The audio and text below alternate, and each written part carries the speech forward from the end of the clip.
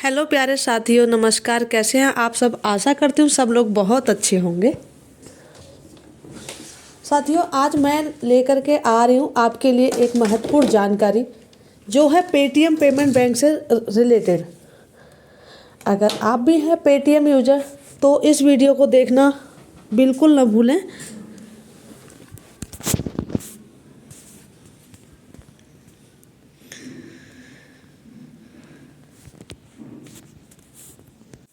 साथियों, क्या Paytm payment bank बंद हो रहा है?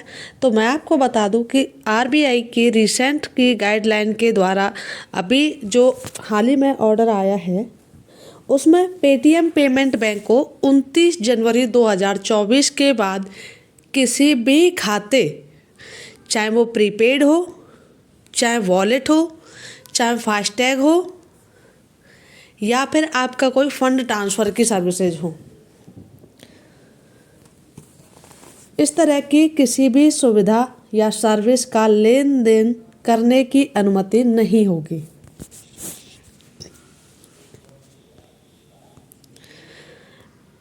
आरबीआई ने पेटीएम पेमेंट बैंक को मार्च 2024 से प्रभावी सेवाएं देने से रोक दिया है।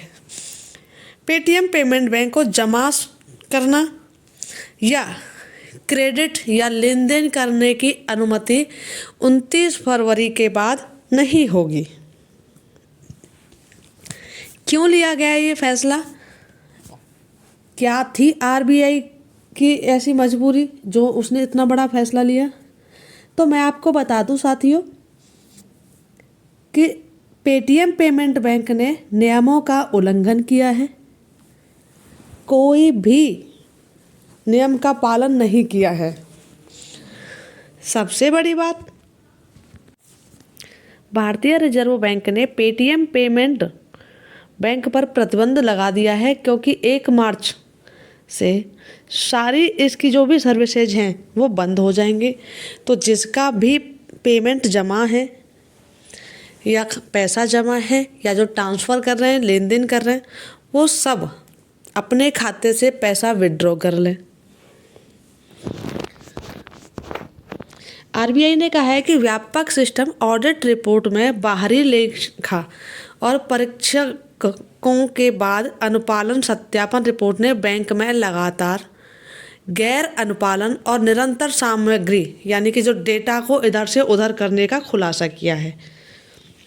2022 मार्च में भी पेटीएम पेमेंट बैंक को नए ग्राहकों का केवाईसी करने से बंद करने के लिए कहा गया था, तो उसका भी पेटीएम पेमेंट बैंक ने पालन नहीं किया था।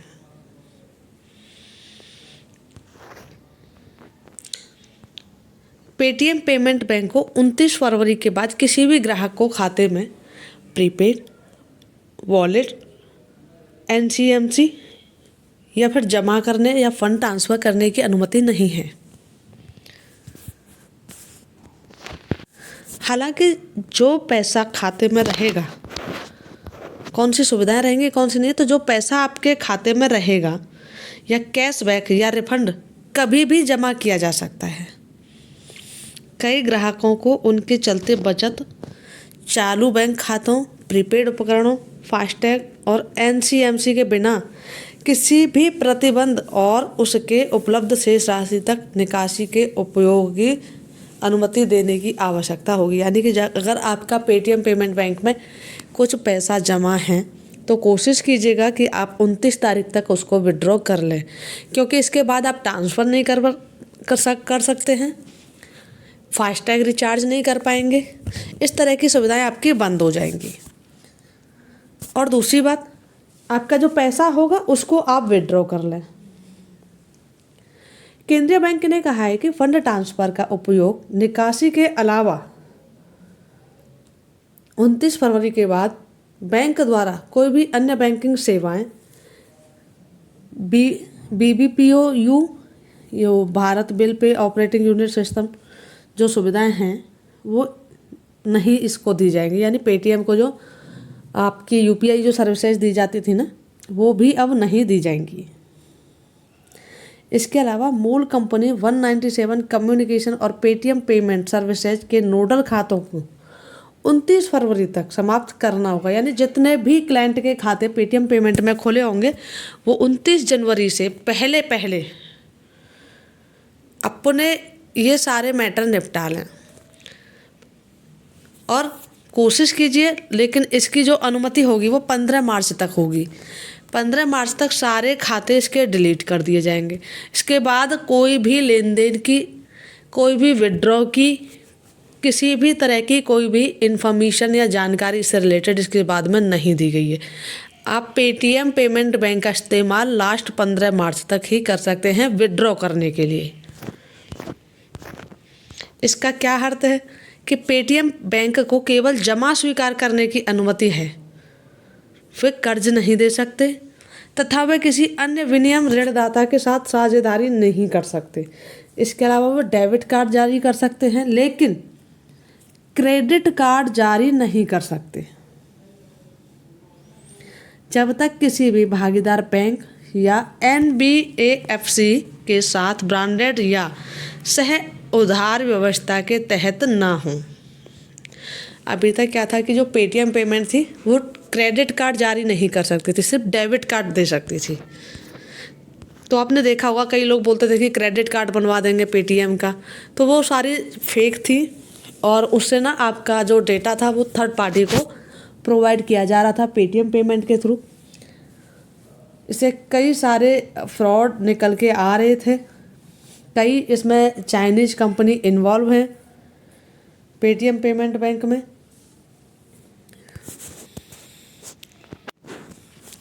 और जो पेटीएम पेमेंट बैंक का जो लाइसेंस था वो 2017 में परिचालन शुरू होने के बाद पेटीएम पेमेंट बैंक से स्थानांतरित कर दिया गया था 197 कम्युनिकेशन के पास में। लेकिन कंपनी अभी भी भुगतान एग्रीगेटर यानी पीए के लिए अंतिम मंजूरी का इंतजार कर रही थी।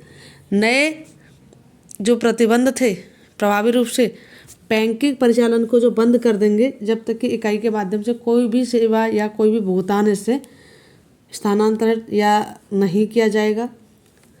कई विशेषज्ञों का मानना है इसमें कि कुछ लोग ऐसे जो सिर्फ इसके ट्रांजैक्शन का सही इस्तेमाल नहीं कर रहे थे।